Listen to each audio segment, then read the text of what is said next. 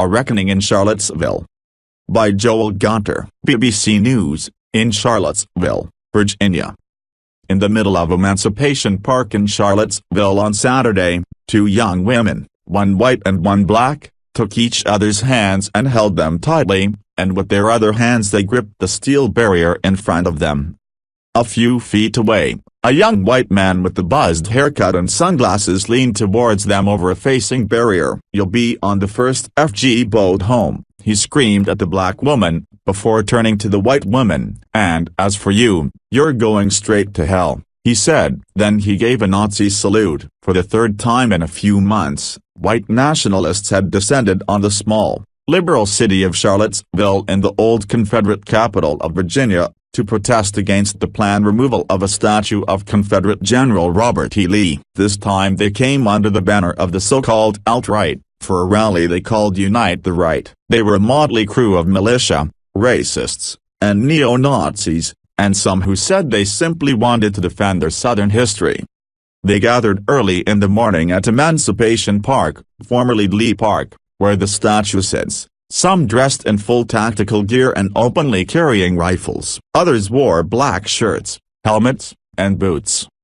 In a column they surged into the park, using sticks and their fists to shove aside anti-fascist counter-protesters. Then they blocked off the entrance with shields. Inside, David Duke, the former Grand Wizard of the Ku Klux Klan, grinned and waved as the crowd, almost entirely white and male, cheered him on, chanting his name and putting their arms up in Nazi salutes. They had reason to be pleased. They were in the middle of the largest gathering of white nationalists in America for decades. In the park, in a pen ringed by steel barriers, they shouted anti-immigrant, anti-Semitic and racist slogans and targeted white women counter-protesters, calling them traitors who needed to get subjugated. Outside, anti-fascist protesters threw bottles of water at the white nationalists and chanted "Off our streets, Nazi scum." Pepper spray, used by both sides, filled the air. Eventually, riot police moved into the park and the streets around it, pushing everyone back. The governor of Virginia declared a state of emergency and the rally was cancelled. The National Guard began to close off the area, but not before a driver plowed into a crowd of counter-protesters 2 blocks away, killing a young woman and injuring 19 others. One long prayer. 24 hours earlier, Reverend Brenda Brown Grooms closed her eyes and prayed for peace, sat in a side room at St. Paul's Memorial Church, while volunteers undertook nonviolent resistance training next door. She prepared herself for a reckoning the following day in her hometown. "This is physically a very beautiful place. It has always been my template for what a city should look like," she said, "but I've always understood that this beautiful place is also quite ugly. And the statue has become the match point for that ugliness." Reverend Brown Grooms was born in Charlottesville in 1955. She grew up in Vinegar Hill, a black neighborhood since razed to the ground in one of a series of redevelopment programs that pushed the black community out of the city and into housing projects. As a girl, under segregation, she did not dare set foot in the white neighborhood which was home to Emancipation Park, then Lee Park, and she had never been there until May, when the KKK came to town and lit torches under the statue. "This summer has been one long prayer here in Charlottesville," she said, "and now today we are praying again. We are praying that the alt-right don't start something tonight." Ahead of the rally, within a few hours, her prayer went unanswered. About 200 white nationalists gathered after dark in Nameless Park, down the road from where she sat, and marched through the University of Virginia campus holding torches and chanting racist slogans. At the base of the university's statue of Thomas Jefferson, on the Main Street side of the campus, they clashed with university students who had come to confront them. The air was hot from the torches and acrid from smoke. "The heat here is nothing compared to what you're going to get in the ovens," shouted Robert Trey, a writer for the white supremacist website Daily Stormer. "It's coming," he spat. "White supremacists walking through my university with torches. I never thought I'd have to see this in America in my lifetime," said one of the counter-protesters, a student who did not want to be named. Directly across the street that night, at St. Paul's, More than 500 people were packed into the church for a multi-faith service. There were readings from the Bible and the Quran, spirituals sung by a choir, and a speech by activist and Harvard professor Dr. Cornel West that drew everyone in the house to their feet in applause. It is bleak that we are about to see the largest neo-fascist gathering in decades, but it is also a joy to be able to struggle against it, to bear witness to it, said Dr. West after the service. The alt-right is a new danger. We have a right-wing gangster in the White House who emboldens them, who empowers them, so they feel they have permission for their hate to come out in public, and maybe even harm others. We are in a dangerous moment. As the service drew to a close, and the last spirituals were sung, the congregation filed slowly out of a side door to avoid the white nationalists who were walking back up Main Street. Racial realism. The speakers booked for the rally in Charlottesville were all men. The people who came to attend the rally were almost all men, and across the country the following of the so-called alt-right is overwhelmingly male. One of the few women who speaks regularly at white nationalist events is Aviali Horton,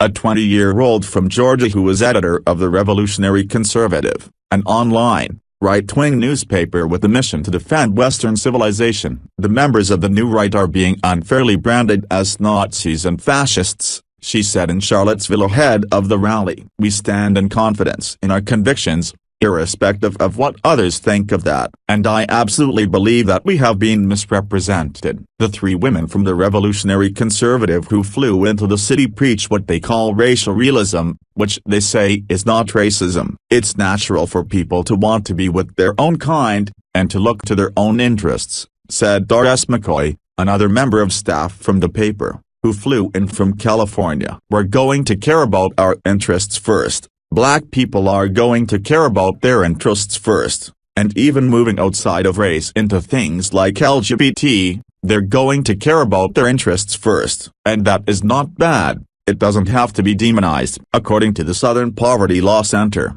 more than 60 Confederate monuments or symbols have been removed or renamed since the 2015 massacre of 9 black churchgoers in Charleston, South Carolina, by white supremacist Dylan Roof. The removals were stripping away American history, Ms. McCoy said, and depriving black Americans of the chance to learn their own history. If we look at it from their perspective, Yvonne, which is we've had slavery and racism and all these horrible things and we want to make this go away, so we're going to tear down monuments and rename all these streets. How are future generations going to learn? Standing in the middle of Emancipation Park on Friday, looking up at the statue of Robert E. Lee, the city's deputy mayor, Wes Bellamy, took a different view. Mr. Bellamy is the first black deputy mayor of the city. A sharply dressed, outgoing character, emphatic in his desire to see the statue removed, 155%, he has become a lightning rod for people who believe their heritage is being torn up.